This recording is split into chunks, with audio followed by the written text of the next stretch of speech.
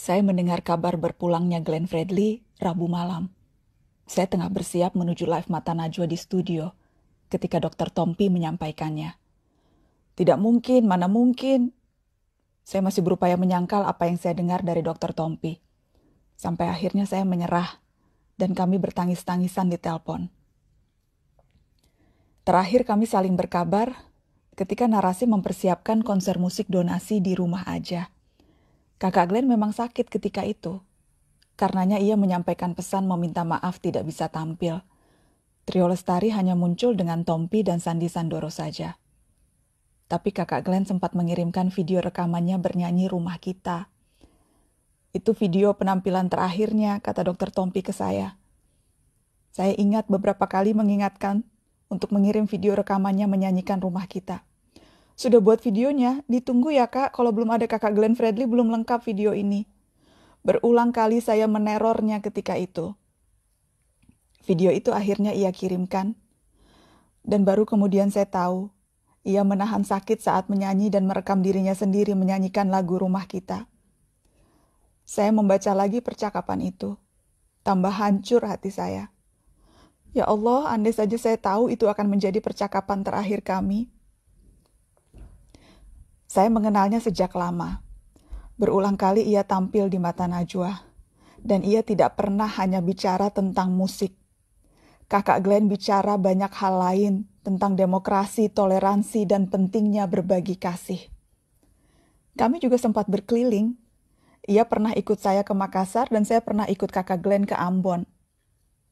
Jika diingat-ingat kembali, momen-momen penting dalam karir saya selalu ada kakak Glenn. Ketika saya menutup perjalanan karir saya di Metro TV, kakak Glenn dan Dr. Tompi hadir khusus memandu acara perpisahan. Ketika saya galau masa-masa jeda dari televisi, kakak Glenn mengajak saya yang tidak bisa menyanyi ini untuk tetap terlibat dalam konser ulang tahunnya. Kakak Glenn meminjamkan panggungnya yang megah itu dan memberi saya tempat untuk tampil. Ketika saya memutuskan memulai perjalanan baru membangun narasi, kakak Glenn juga salah seorang pertama yang tanpa pikir panjang mengatakan siap bergabung. Bermodal nekat, saya memberanikan diri melamar seorang Glenn Fredly, memintanya membuat program khusus bersama Dr. Tompi di Narasi. Padahal bentuk narasi seperti apa di awal-awal itu juga belum jelas. Tapi ia percaya pada kami. Sedemikian percayanya sehingga membatalkan rencananya membuat program serupa di televisi nasional dan memilih Narasi sebagai rumah barunya. Ia sangat populer sebagai musikus yang menembangkan cinta. Lagu-lagu syahdunya minimal pernah didengar sekali dalam seumur hidup oleh penduduk Indonesia manapun. Bagi banyak kaum muda, salah satu atau dua lagu kakak Glenn akan mengingatkan mereka pada satu fase dari masa muda yang mengharu biru. Suaranya menemani banyak dari kita melewati hari-hari yang sulit ataupun baik. Tapi percayalah, hayat dan karya kakak Glenn bukan cuma tentang cinta dalam pengertian romansa. Pada awal dan pada akhirnya, cinta dalam hayat dan karya kakak Glenn adalah tentang kemanusiaan.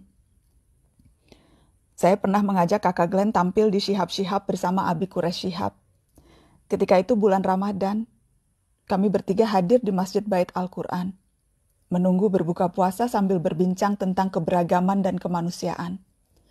Sesuatu yang selalu dipegangnya sejak kecil, karena ia kerap diajarkan bahwa semua kita bersaudara tanpa melihat latar belakang agama. Ia bahkan pernah menjadi produser dan menulis lagu album musik bernafaskan Islam yang bertajuk Hidayah. Dia adalah sahabat kaum marginal. Dari soal GKI Yasmin, petani kendeng, warga Tanjung Benoa dan Aru, keluarga Tapol Maluku dan Papua, dan banyak lagi. Ia adalah pembela hak asasi manusia yang gigih walau tanpa banyak orasi. Para aktivis bisa memberi kesaksian yang terang benderang soal satu ini. Dan sekali lagi tentang cinta dalam kehidupan kakak Glenn, mungkin Indonesia Timur adalah cinta terbesarnya. Ia kerap bicara soal kesenjangan yang ia lihat di kampung halamannya di Indonesia Timur. Tidak, ini bukan tentang Ambon atau Maluku yang merupakan tanah kelahirannya belaka, tapi seluruh tanjung dan selat pantai dan bukit, hutan dan desa-desa di seluruh pelosok timur Indonesia. Berkali-kali di setiap kesempatan ia tak pernah lelah berbicara tentang timur Indonesia. Dengan caranya sendiri ia selalu mengingatkan kita bahwa Indonesia bukan hanya Jakarta atau Pulau Jawa. Glenn Fredly adalah juru bicara dengan suara paling indah tentang keberagaman Indonesia dan betapa keberagaman itu masih timpang di sana-sini. Dan tugas kita bersama untuk memperbaikinya dengan segala cara yang kita bisa. Bukan hanya belantika musik yang menanggung, bukan cuma penggemar setiamu yang merana. Indonesia dan peran-peran kemanusiaan yang pernah kau isi itu ikut merasa kehilangan, Kak. Tadi malam saya memberitahu Abi Kures soal kamu, Kak Glenn. Abi Kures kemudian berucap, kita yakin bahwa rahmat Tuhan yang maha luas menyentuh semua makhluknya. Amin ya Rob.